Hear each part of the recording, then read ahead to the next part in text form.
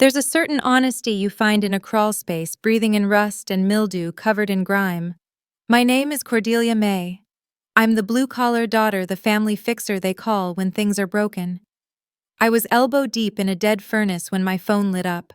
It was a group text from my family. "We need space from you," it said. "Don't contact us."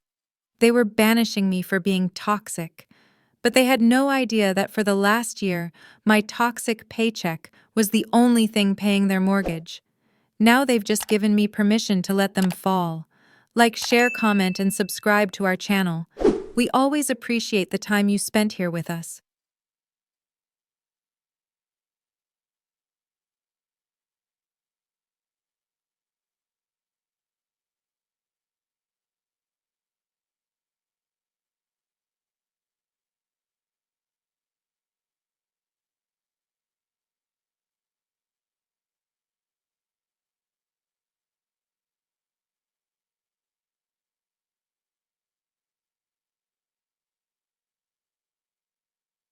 The air tastes like rust and dead spiders. That's the first thing you notice in a crawl space, the metallic tang of decay. The second is the smell, damp earth, sour mildew, and the faint, oily perfume of a dying furnace. I'm on my back, my cheek pressed to the packed dirt, my headlamp cutting a single wavering beam through the oppressive dark. I'm wrestling a 15-year-old Lennox, a real beast from the early 2000s, and the igniter assembly just snapped in my glove. My knuckles already raw scrape against the sheet metal, and I hiss. This is my life. My father Frank calls it playing in the dirt. My mother Darlene just sighs and says it's unladylike. I call it paying the bills. It's tangible, it's gritty, it's honest. I fix things that are broken. My phone balanced on a rusty junction box just out of the dust buzzes. The vibration skitters across the metal, a shrill, invasive sound in the suffocating quiet. I shimmy backward on my elbows, grit immediately working its way into my bra, and grab it. The screen is cracked, but it lights up painfully bright in the gloom. A new message. The group chat. The Miller family circle. The name alone is a bitter joke, one I'm not in on. It's from my mother. "Cordelia, your father and I have talked, and so has Brynn. This constant friction and negativity isn't healthy for us. We've decided we need space to heal. Please don't contact us. We'll reach out if and when we're ready." I read it once, twice. The air in my lungs doesn't just stop, it turns to stone. There's no rush of heat to my face, no tears stinging my eyes, just a cold, sudden, terrifying stillness. It's the sound of a heavy, well-oiled deadbolt sliding into a steel frame. A lock turning deep inside my chest, a click so final it echoes. A second later, a small heart icon appears next to the message. My sister Brynn. Of course. She's healing. My headlamp beam stays fixed on a pulsing spider sac in the corner. My mind doesn't drift. It snaps, pulling me back 1 year. I'd gone to their house, my childhood home, to fix the flickering lights in the kitchen. Frank had been retired early, his code for laid off a shame he'd rather paper over with pride. I walked in through the garage door, tool belt on my hip, and heard my mother weeping. She was in the pantry, the door cracked on the phone with the bank. 60 days, she whispered, her voice thin and papery. No, we need more time. From the living room I heard Brynn. She was on a video call, loud and bright, complaining to her business bestie, Kyla. "I swear if I don't get the $500 for the brand-optimized shipping boxes, the Sage and Stone winter launch is completely ruined. It's just like so unfair." Darlene crying about foreclosure, Brynn crying about boxes, Frank in the den, presumably drinking and watching golf, pretending none of it was happening. I stood in that hallway, invisible, the smell of their quiet rot stronger than any crawl space. I didn't fix the lights. I backed out the garage door, silent as a ghost. The next day I went to my bank. I sat across from the manager and looked at the business account I'd been feeding for 5 hard years. $35,000, my down payment. The money for a small fixer-upper, a life built with my own hands. I sat there for an hour. Then I set up an anonymous third-party payment. $800 a month wired directly to their mortgage company. For 12 straight months, I have been the external source keeping the roof the same roof they mock me from over their heads. I've eaten ramen. I've missed my own shop's rent. I've worked 36-hour emergency shifts through blizzards, all while Frank told me I smelled like a mechanic, and Darlene sighed about how disappointed she was I didn't get a clean job like Brynn. The furnace in front of me lets out a low metallic groan, as if in agreement. Back in the crawl space. Back to the dirt. I wipe the grease and spiderwebs from my phone screen with my thumb. My fingers are steady. I tap the message. I type one word. Understood. Send. I close the chat. The silence in the crawl space is absolute. I'm not trapped down here. This is where I have power. This is where I understand the systems. I tap the icon for my bank. The password is just muscle memory. The app opens. I go to scheduled payments. There it is, Miller Mortgage, set to transfer $2,800. The processing date is tomorrow, November 8th.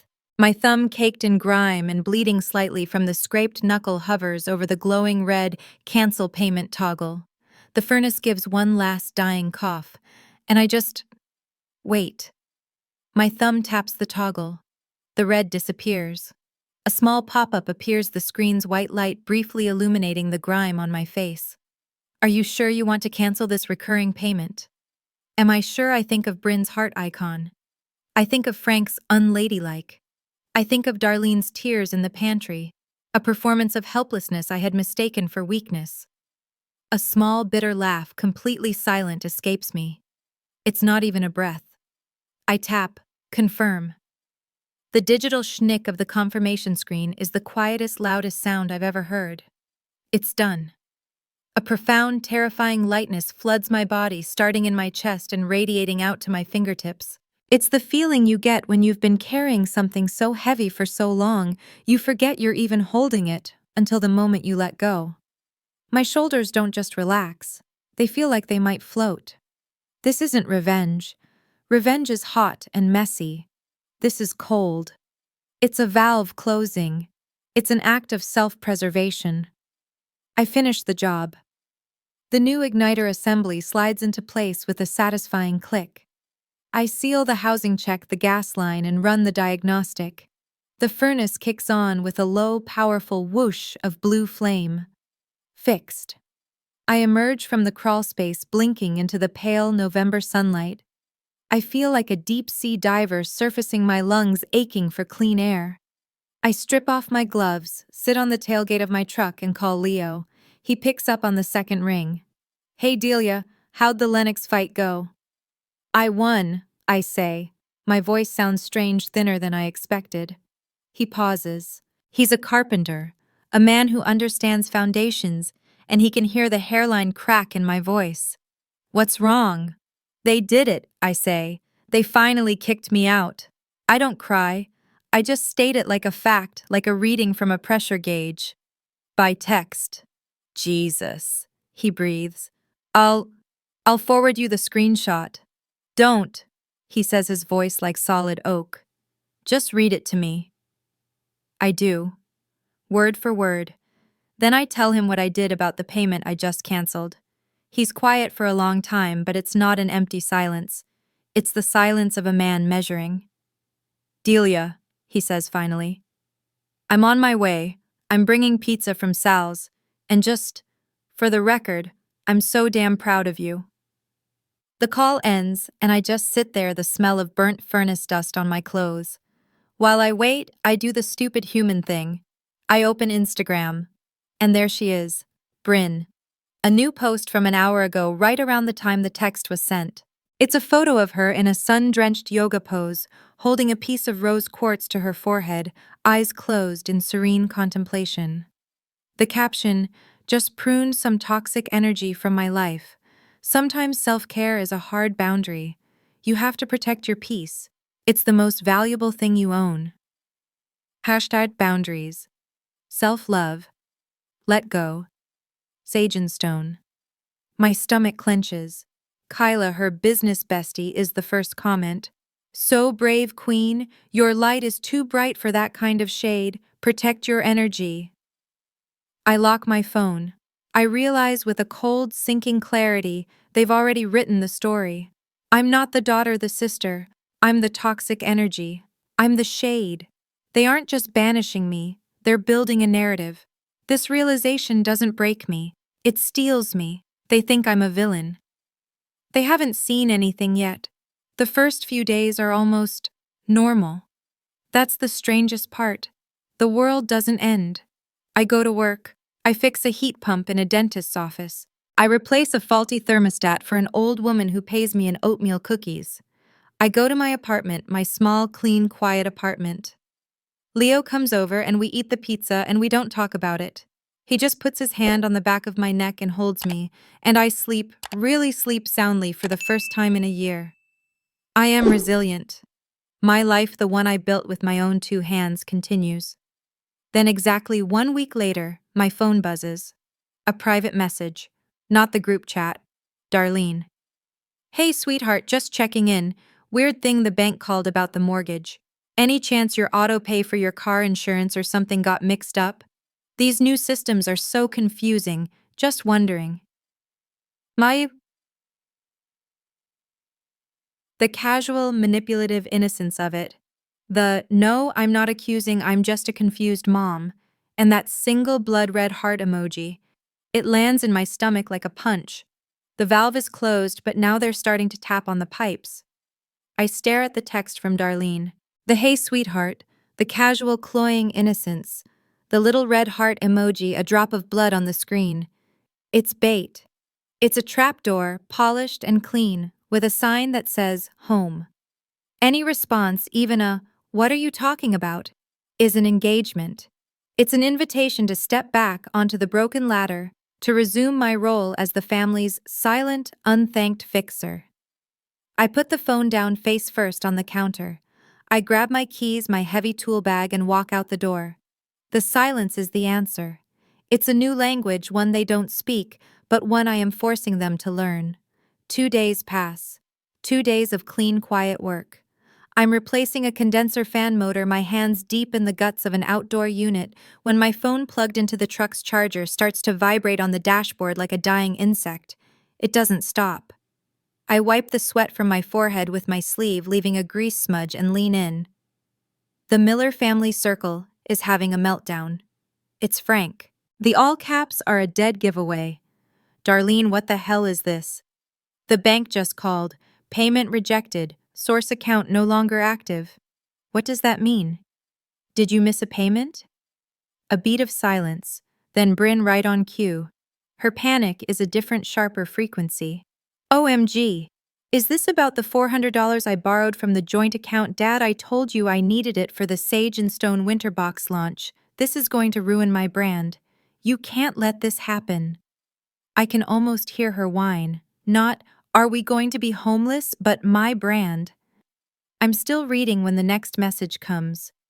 The one I've been waiting for. The one that means they've exhausted blaming each other and have found their true North Star of dysfunction. At Cordelia. This is your fault. I know it. This is some kind of sick game. I sit down heavily in the driver's seat of my truck, the engine off the cab smelling like sun-baked vinyl and refrigerant oil. I unwrap my sandwich. Game. The word echoes. I pull up my banking app, not the chat. I tap transaction history. I scroll. $2,800. $2,800. $2,800. 12 times. $33,600. I think about last Christmas.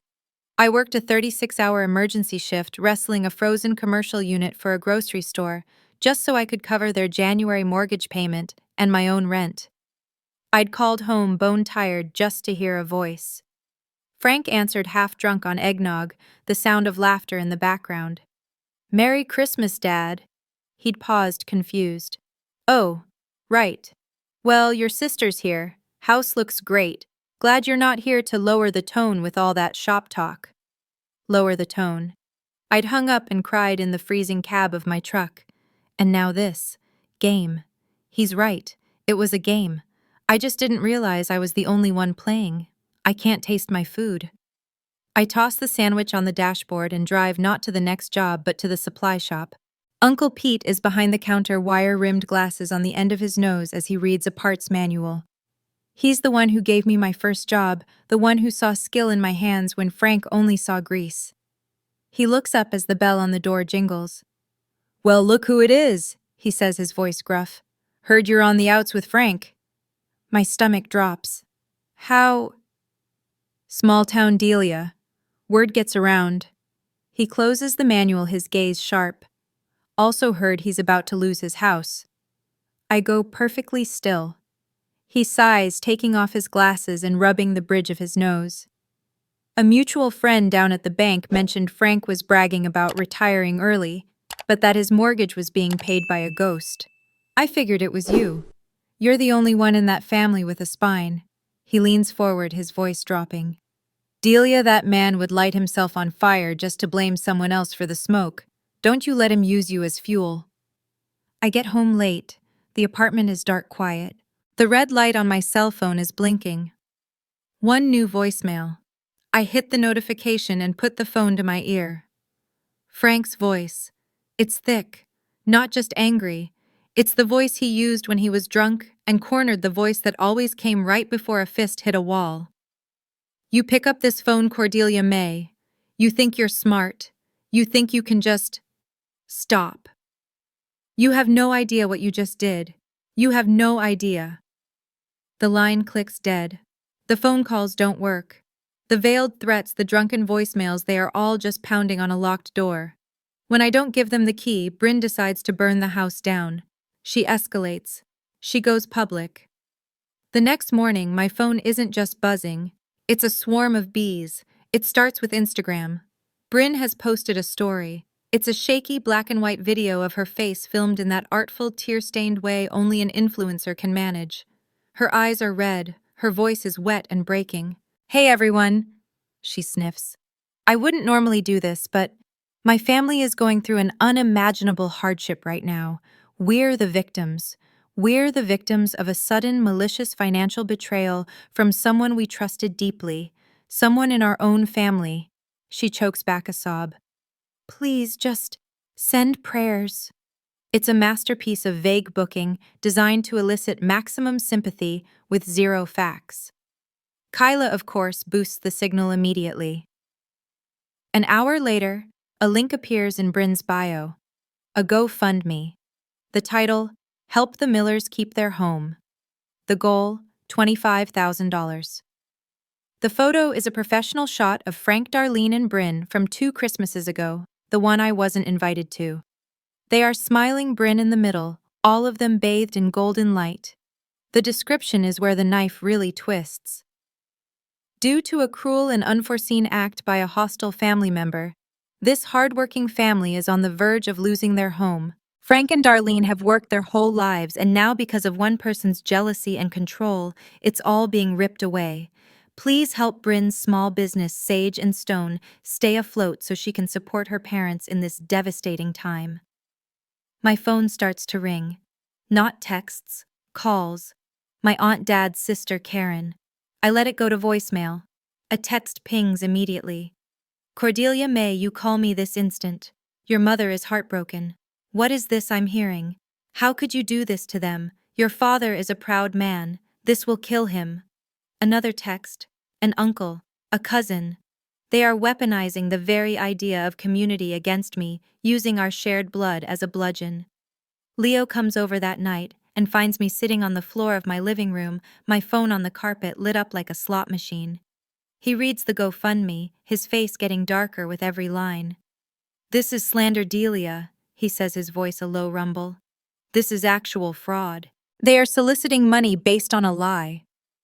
I just shake my head numb. It's what they do. They write the story. They're the victims. They always have been.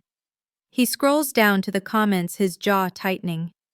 "Who's Kyla?" he asks. I just shrug. "Brynn's echo chamber." He holds out the phone. "You need to see this." It's a comment from Kyla pinned to the top. For everyone asking, it was her own sister, the blue-collar one.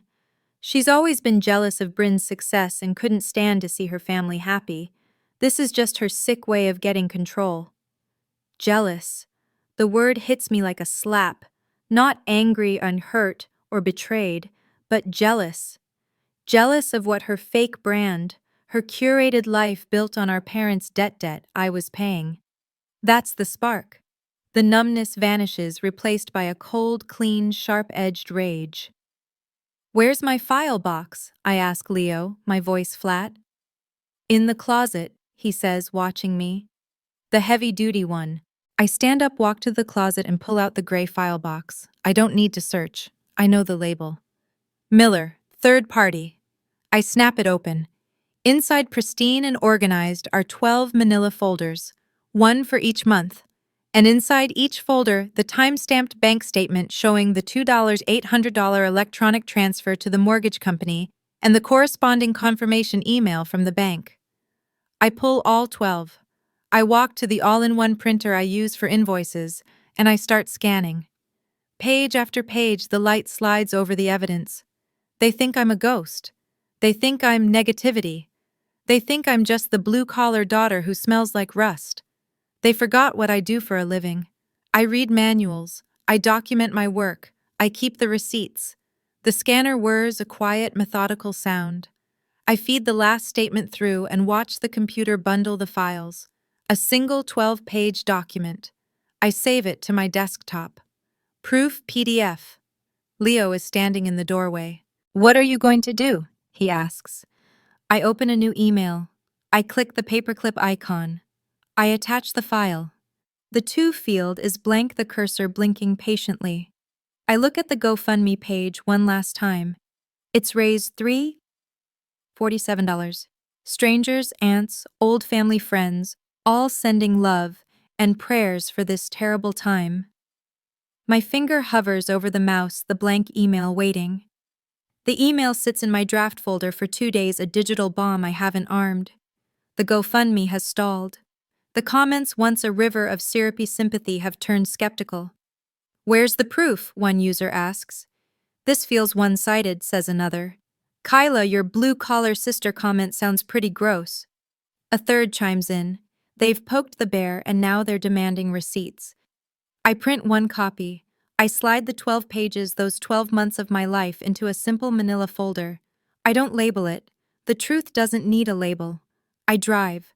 Not to send an email, not to fight online. I need to end this. I need to see their faces.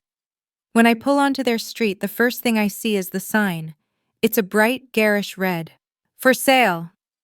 It's pounded into the lawn. I used to mow the lawn. Frank was always too proud to push a mower over himself. They're standing in the driveway next to my father's oversized pickup.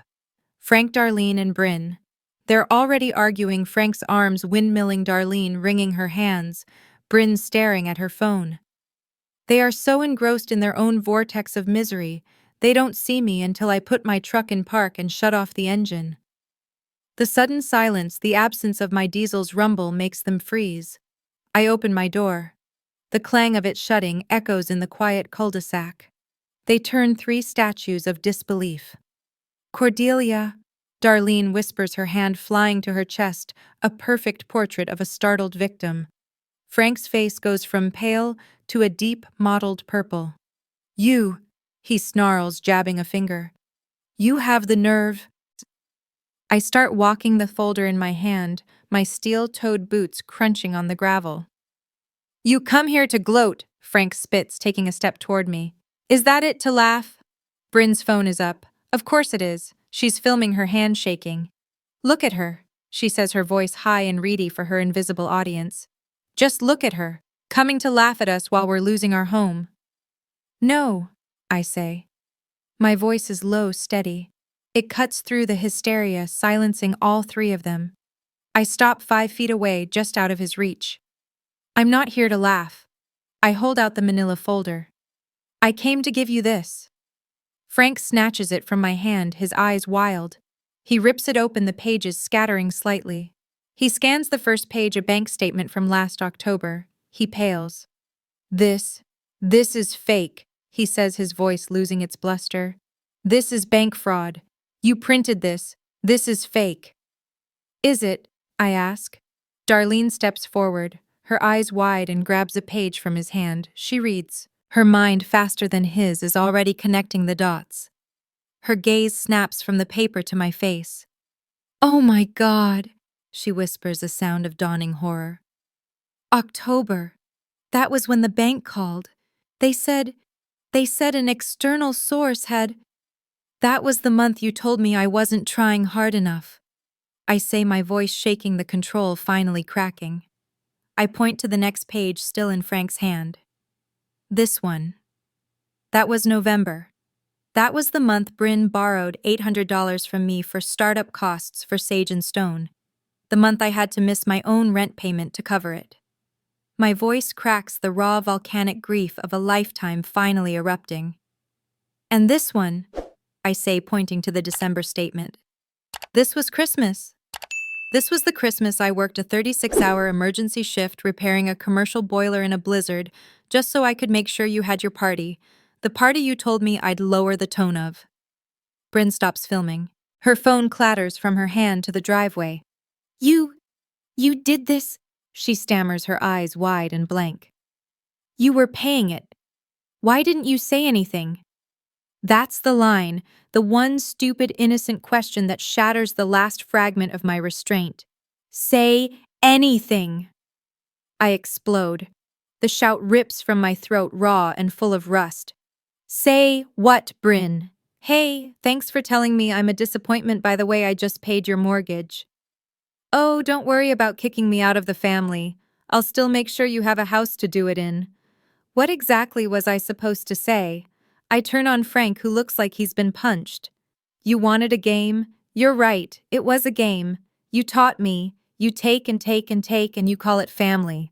And I was stupid enough to play." I look at all three of them, broken and exposed on their own lawn, the "for sale" sign standing over them like a tombstone. "You told me to leave, so I'm leaving." I take a step back. But this time I'm taking all my pieces with me. I get in my truck. I turn the key. The engine roars to life.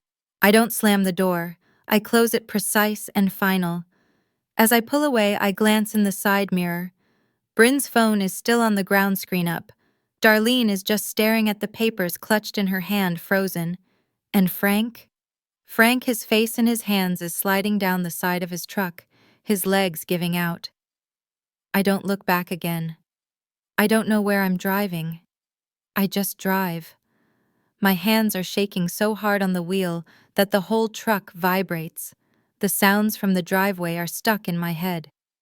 Frank's strangled gasp.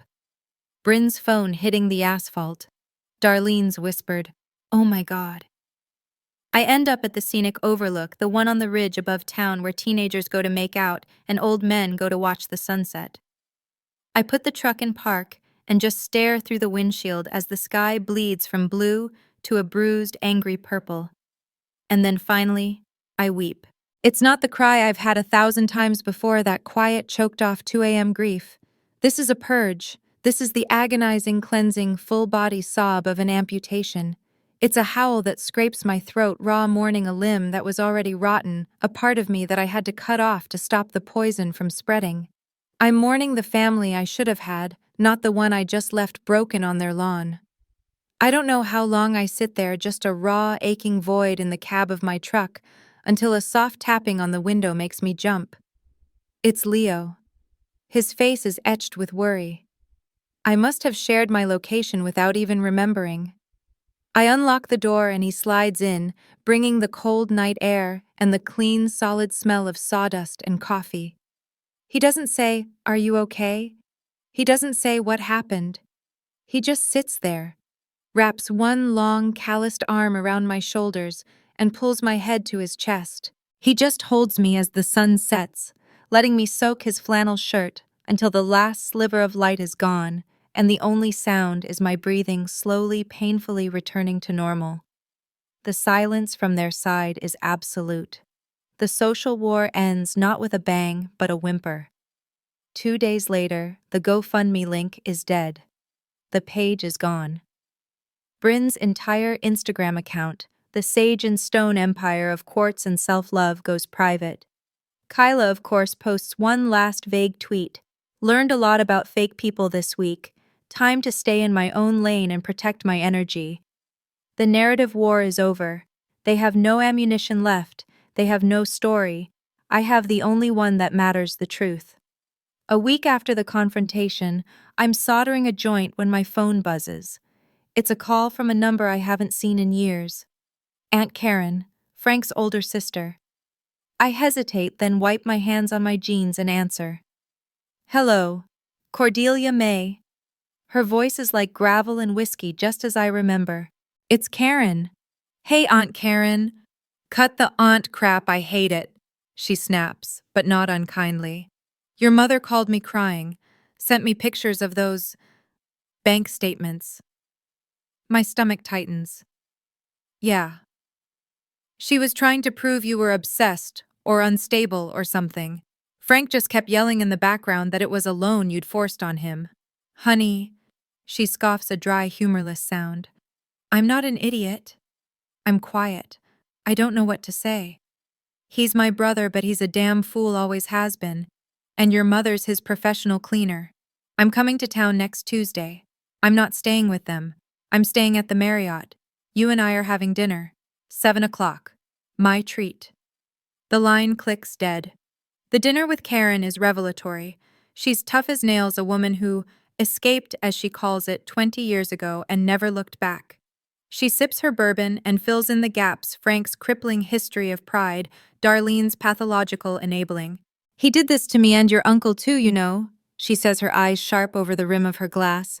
Tried to guilt us into co-signing on a bad business venture. When we said no, we were toxic. That's his word. You're just the first one who had the receipts. She reaches across the table and pats my hand, her own rough with gardening and grit. I'm proud of you, kid. You did what I never had the guts to do. It's the validation I've craved my whole life, coming from the most unexpected corner. The next day, Uncle Pete calls me into his office at the supply shop. He's got his serious face on. Heard the fireworks, Delia? He says, leaning back in his creaking chair. Heard you finally stood up to that gas-bag father of yours. I nod, unsure. Well, he sighs. I'm getting old. My back aches and I want to go fishing. I'm retiring. Pete, that's great, I say. It is. And I want to sell you the business. Owner financing. No bank. Just you and me. Mates rates. I stare at him, speechless. The bell on the shop door jingles, but he ignores it. You've got the skill, Delia. And you've got the spine. It's yours if you want it. I'm sitting there in his dusty office looking at a business plan he's already sketched out on a legal pad. My own business, my own future. My phone buzzes on my lap. An unknown number. It's not a call. It's a single short text. They're losing the house. The auction is next week. I'm sorry. It's not an unknown number. It's Darlene. The text sits on my screen glowing. The auction is next week. I'm sorry. The words are Darlene's, but the feeling is mine. It's a physical pull, a low, dull ache in my gut. The old instinct. The plumber's instinct. See a leak, fix a leak. I'm standing in my kitchen, but my mind is already running scenarios, calling the bank, looking at my savings, calculating. I shake my head, a sharp, violent motion as if to dislodge a hook. Leo comes in, drying his hands on a towel, and sees my face. He doesn't have to ask. I just hold out the phone. He reads it, his expression hardening. He waits. He doesn't tell me what to do. He just waits for me to find my own footing. Are you going? He asks finally. His voice quiet, no judgment in it. I look out the window at the solid, real trees in my own small yard. I think I have to. I say the words, tasting strange. Not for them. God, no, not for them. He nods, understanding. For you. For me. I confirm the word, landing with a solid thud. I need to see it end. I need to watch the valve close all the way. The day of the auction is gray and cold. The kind of November day that chills your bones, the sky a flat, unforgiving white. It's a pathetic scene. I park my truck across the street 2 houses down, partially hidden by a row of overgrown pines. There's a cheap foldable table on the lawn. A thin-faced auctioneer in a bad suit is looking at his clipboard. A few neighbors are standing on their porches pretending not to watch. 2 men in expensive coats, investors' vultures, are walking the perimeter of the house, tapping on the siding. And then there's them. They're huddled by the mailbox, a tiny shipwrecked crew on their own island. Frank, in a wrinkled polo shirt, looks 20 years older, his shoulders slumped, his face unshaven and gray. Darlene is wearing a thin coat, her arms wrapped around herself, her eyes darting between the investors and the front door as if she's waiting for a last-minute miracle. And Brynn, she's unrecognizable. Her hair is in a messy, uncurated bun. She's wearing sweatpants and an old high school sweatshirt, no makeup, her phone nowhere in sight. She just looks young and lost. I don't get out. I just sit there, my engine off, the silence in the cab total. I am a ghost at my own funeral. Darlene is the one who sees me. Her head snaps up, her eyes narrowing, and she spots the familiar silhouette of my truck. She gasps, her hand flying to her mouth, and she grabs Frank's arm, pointing. Frank and Brynn turn. Their heads swivel in unison.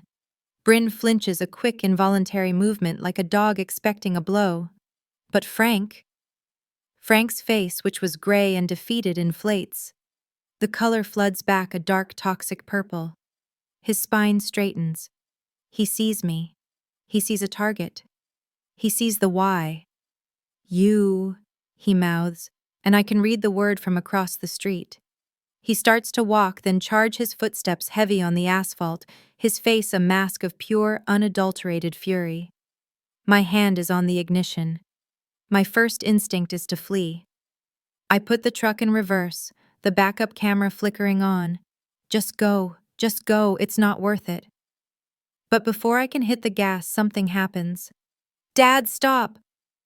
Brynn's voice is a shriek, a sound I've never heard from her. Not a whine, not a plea, but a raw command. She runs, grabbing the back of his shirt, and pulls him back with surprising strength. Stop! Just stop! It's over. Frank freezes, his arms still outstretched, pointing at me. He turns to her, confused, like he's been woken from a trance. What?